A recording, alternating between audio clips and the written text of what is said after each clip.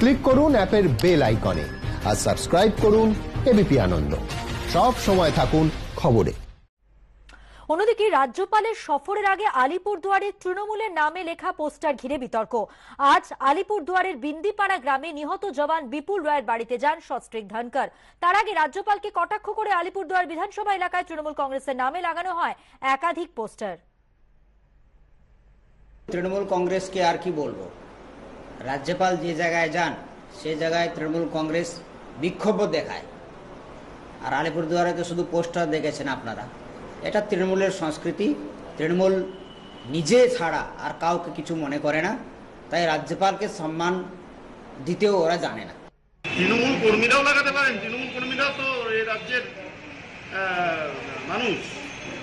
মানুষের মনে কোনো কষ্ট হলে মানুষ সেই বিতর্কে মানুষ সেটা বক্তব্য রাখতে পারে। কি পোস্টার, কোথায় কি পোস্টার, সেটা আমি দেখে তারপরে আমি যা বলা বলবো।